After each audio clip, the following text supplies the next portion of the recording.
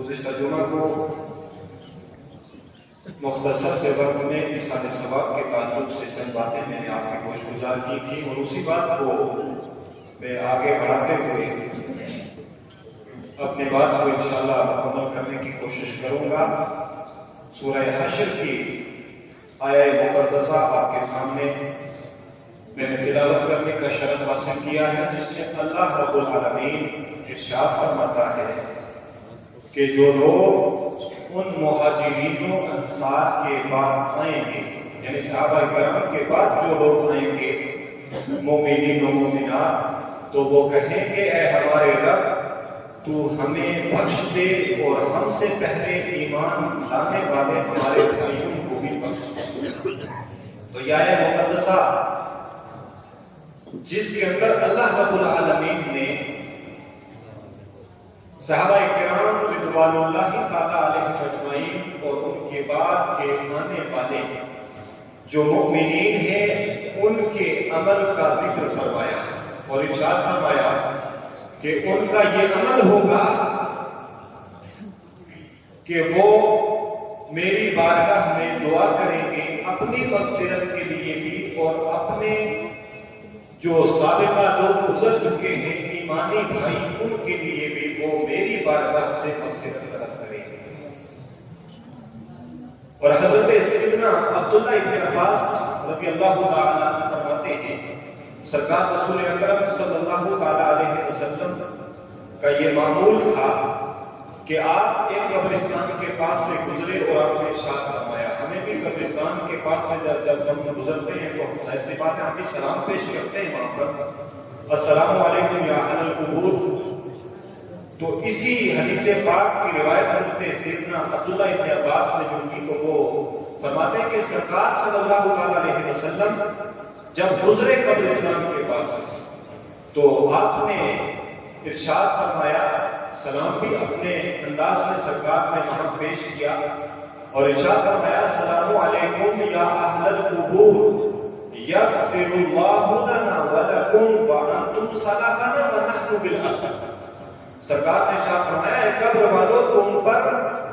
اللہ کی طرف سے سلامتی ہو، رحمتیں ہوں، اللہ تمہاری مغفرت فرمائے، تم ہم سے پہلے چلے گئے، یعنی اس قبرستان میں آ گئے، اللہ کے ہم تم ہم سے پہلے آ گئے اور ہم تمہارے پاس آنے والے۔ تو یہ بھی چونکہ قبرستان سے جب ہم گزرتے ہیں تو ہمیں سلام کا حکم ہے۔ تو یہاں پر ایک چھوٹی سی بات میں عرض کر کے گزروں، چونکہ ایصال ثواب کا موضوع ہے۔ بعض لوگوں کا یہ خیال ہے، اور جیسے بڑے بڑے سے لوگ کہتے بھی ہیں کہ جو مر گیا تو بھائی اس کا سننے سنانے سے تعلق کیا ہے؟ اگر بات ایسی ہی تھی تو کیا سرکار رحمت عالم صلی اللہ علیہ وسلم کا معمول اس کے مطابق تھا؟ نہیں، سرکار کا معمول تو یہ تھا کہ جب بھی قبرستان سے سرکار کا ورود ہوتا،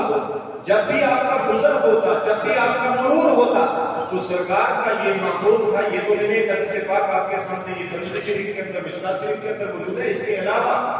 اس موضوع پر اور اس عنوان اور اس مضمون کی کئی حدیثیں دیگر احادیث کی کتب کے اندر موجود ہیں کہ جب بھی سرکار صلی اللہ علیہ وسلم کا مرور کسی قبرستان سے ہوتا تو سرکار وہاں پر سلام بھی کرتے اور ان اہل قبرستان کے لیے سرکار مغفرت کی دعا بھی کرتے۔ تو دو چیزیں یہاں پہ ثابت ہو جاتی ہیں کہ جو بندہ مومن اس دنیا سے ظاہری طور پر چونکہ موت تک ہے اس سے کسی کا انکار نہیں، اللہ کا حکم ہے، اللہ کا وعدہ ہے، وہ پورا ہونا ہے، اور یہ جو ظاہری زندگی اللہ تبارک و تعالیٰ نے ہمیں آپ کو سب کو عطا فرمائی ہے، یہ ایک مقررہ معیار ہے ہر ایک کے لیے، اور اللہ کے علم میں ہے کہ اس نے کس کو کتنی مہلت عطا فرمائی ہے، کتنی عمر عطا فرمائی ہے۔ تو یہ عمر، یہ مہلت، یہ مدت مقررہ جب پوری ہوگی تو ظاہر سی بات ہے اللہ کا وعدہ حق ہے اور وہ پورا ہونا ہے، موت میں آنا ہے، مگر موت آنے کے بعد بندہ مومن کا تعلق، اس کے جسم کا تعلق قبر میں جانے کے بعد یعنی برزخ میں جانے کے بعد بھی اس کے جسم کے ساتھ برقرار ہے، کیونکہ اگر جسم کے ساتھ روح کا تعلق ہی نہ رہے تو پھر جو جزا و سزا ہے، جو عذاب ہے، تو وہ جسم کو دیا جاتا ہے تو احساس ہوگا ہی نہیں۔ جب روح سے تعلق نہیں ہوگا تو پھر اس عذاب کا، اس جزا کا، اس سزا کا کیا مقصد ہے؟ کوئی مقصد نہیں۔ تو اس لیے یہ ماننا پڑے گا، اور سرکار علیہ الصلوۃ والتسلیم نے خود اپنے عمل سے یہ عیاں کر دیا کہ جب تم قبرستان سے گزرو تو ان کو سلام کرو، اور جب تم ان کو سلام کرتے ہو تو وہ تمہارے سلام کا جواب بھی دیتے ہیں، وہ سنتے ہیں۔ تو ظاہر سی بات ہے، سنتے ہیں تب تو جواب دیتے ہیں۔ یہ الگ بات ہے کہ ہماری سماعتیں اتنی نہیں ہیں کہ ہم ان کے دیے ہوئے جواب کو سن سکیں۔ اور پھر یہ تو سلام کا تعلق کی بات ہے، اب سرکار ان کے لیے مغفرت کی دعا بھی کرتے ہیں، اور ظاہر سی بات ہے جس کے لیے سرکار دعا کرے تو سرکار کی دعا مستجاب الدعوات ہے۔ حضور صلی اللہ علیہ وسلم اور ہر نبی، یہاں تک کہ اولیاء اللہ کے تعلق سے، میں نے شاید پچھلے 2-3 جمعہ پہلے جب اولیاء اللہ کے تعلق سے بات ہو رہی تھی تو میں نے یہ عرض کیا تھا کہ اللہ تبارک و تعالی اپنے محبوبین کو جب مقام محبوبیت عطا فرماتا ہے نا تو انہیں یہ اختیار دیتا ہے کہ یہ اس سے جو مانگے وہ عطا کیا جاتا ہے۔ یہ پناہ مانگتے ہیں اللہ سے، اللہ کے جو محبوب ہیں اولیاء اللہ ہیں، تو اولیاء اللہ تو وہ ہیں جو سرکار کے غلام ہیں، انبیاء کے غلام ہیں۔ تو جب غلاموں کو اللہ نے اتنی طاقت عطا فرمائی ہے تو جو آقا ہیں اور سب آقاؤں کے آقا اور ہمارے اور آپ کے آقا جناب محمد نبی صلی اللہ علیہ وسلم ہیں، ان کی طاقت، ان کے تصرف، ان کے کمالات کا کیا عالم ہوگا۔ تو یہ حضرت سیدنا عبداللہ ابن عباس کی روایت میں آپ کے سامنے پیش کی۔ میں آگے بڑھوں گا، اور چونکہ ہم ایصال ثواب کے قائل ہیں، دعا بھی ایصال ثواب میں آتی ہے۔ ایصال ثواب میں کیا جاتا ہے، ہم قرآن خوانی کرتے ہیں، ہم اپنے پڑوس والوں کو بلاتے ہیں، قرآن خوانی، ذکر و اذکار، تسبیح و تحلیل یا صدقہ کرتے ہیں، اور اس کا ہم جو ثواب، ہماری نیت یہ ہوتی ہے کہ جو ثواب اللہ اس صدقے پر ہمیں دے، ہماری طرف سے ہمارے فلاں مرحوم کو یہ ثواب پہنچے۔ یا قرآن خوانی، کوئی بھی نیک عمل کر لیں، کسی کو پانی پلا دیا، کھانا کھلا دیا، وہ بھی اس کا بھی اگر آپ اس کا بھی ثواب بھیجنا چاہتے ہیں تو وہ ثواب بھی جاتا ہے۔ مگر یہ تو ہمارا عمل ہے جو ہم اہل دنیا ہیں، اس دنیا میں ہم عمل کر رہے ہیں اور اس عمل کا ثواب بھیج رہے ہیں، لیکن جو چلے گئے ان کی حالت کیا ہوتی ہے اس کے تعلق سے؟ تو احادیث کے اندر یہ روایت بھی موجود ہے، حضرت سیدنا عبداللہ ابن عباس رضی اللہ تعالیٰ عنہ کی روایت ہے۔ اللہ کے رسول صلی اللہ علیہ وسلم نے فرمایا قبر میں میت کی حالت جو بھی ہے اس کا نقشہ جو سرکار نے صلی اللہ علیہ وسلم نے پیش فرمایا کہ جہاں ہمیں یہ چاہیے کہ جو ہمارے محسن ہیں،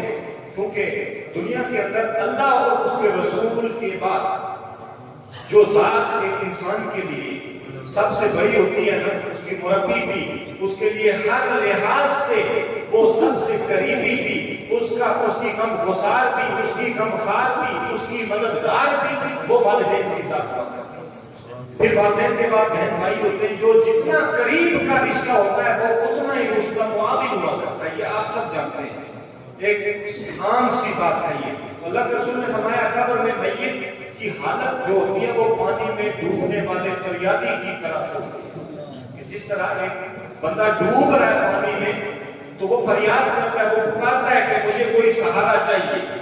مجھے کوئی نکالنے والا چاہیے جو مجھے ساحل تک پہنچا دے۔ تو اللہ کے رسول نے وہی مثال ارشاد فرمایا کہ قبر میں میت کی حالت پانی میں ڈوبنے والے فریادی کی طرح ہوتی ہے، جو اپنے ماں باپ، بیٹے یا کسی دوست کی طرف سے دعا کے ایصال ثواب کے پہنچنے کا، یعنی کوئی بھی نیک عمل اس تک پہنچ جائے، اس کے اقربا کی طرف سے، اس کے بیٹوں کی طرف سے، اگر وہ بیٹا ہے تو وہ یہ تمنا کرتا ہے میرے بہن بھائیوں کی طرف سے، میرے والدین کی طرف سے، میرے دوستوں احباب کی طرف سے مجھے کچھ سہارا مل جائے دعا کی صورت میں، ایصال ثواب کی صورت میں۔ اور جب اس کو دعا پہنچتی ہے اب اللہ کے رسول نے اگلی بات ارشاد فرمائی کہ جب اس کو وہ دعا ایصال ثواب کی صورت میں دعائے مغفرت ہو یا کوئی بھی نیک عمل کر کے اس کا ثواب پہنچایا جائے تو جب وہ اس تک پہنچتی ہے تو اس کے نزدیک وہ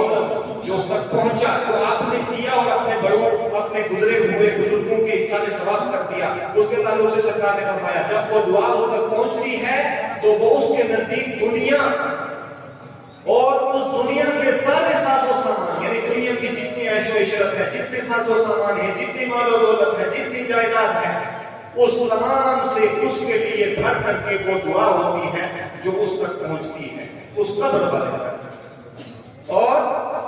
اللہ تبارک و تعالیٰ پھر اللہ کے رسول صلی اللہ علیہ وسلم نے ارشاد فرمایا کہ بے شک اللہ تعالیٰ قبر والوں پر اہل زمین کی دعاؤں سے پہاڑوں کی مثل رحمتیں نازل فرماتا جو اہل قبر ہوتے ہیں ان پر جب اہل زمین ان کے لیے جو اس کے پسماندگان ہیں جو اس کے اعزاء ہیں جو اس کے اقربا ہیں چاہے وہ بیٹے کی صورت میں ہو چوئے والدین کی صورت میں ہو ماں باپ کی صورت میں ہو بہن بھائی کی صورت میں ہو دوست و احباب کی صورت میں ہو کسی بھی صورت میں وہ اپنے گزرے ہوئے کے لیے کچھ بھیجتے ہیں دعا کرتے ہیں صدقہ کرتے ہیں خیرات کرتے ہیں قرآن خوانی کراتے ہیں یا کوئی بھی نیک عمل کر کے اس کا ثواب اس کو بھیجتے ہیں اللہ کے رسول نے ارشاد فرمایا کہ وہ ان کی دعائیں وہ ان اہل زمین کی جو دعائیں اور ان کی مغفرت کی طلب اس کے لیے یعنی اہل قبر کے لیے ان قبور والوں کے لیے پہاڑوں کی مثل رحمتیں لے کر کے ان کی قبور میں داخل تو وہ اللہ کی رحمتیں بڑھ کر کے آپ کی دعائیں ان تک پہنچتی ہیں اور پھر اللہ کے رسول نے فرمایا بے شک مردوں کے لیے زندوں کا تحفہ سب سے بڑا تحفہ استغفار کہ ان کے لیے استغفار کیا کرو اور استغفار کا جو طریقہ بھی سکھایا نا ہمیں قرآن کریم کے اندر یہی آیت کریمہ آپ اس کو پڑھیں بار بار تو آپ کو پتا چلے گا کہ جب بھی ہم اپنے لیے استغفار کریں جیسے اس آیت میں اللہ رب العالمین نے نیک لوگوں کے عمل کا ذکر فرمایا تو فرمایا الذین جاءوا من بعدہم یقولون ربنا اغفر لنا اے ہمارے رب تو ہماری مغفرت فرما استغفار کا کیا مطلب ہوتا ہے مغفرت طلب کرنا اور مغفرت کس سے طلب کی جاتی ہے رب کائنات سے اور اس کا مطلب کیا ہوتا ہے استغفار کا مغفرت طلب کرنا اور مغفرت کس چیز پر ہوتی ہے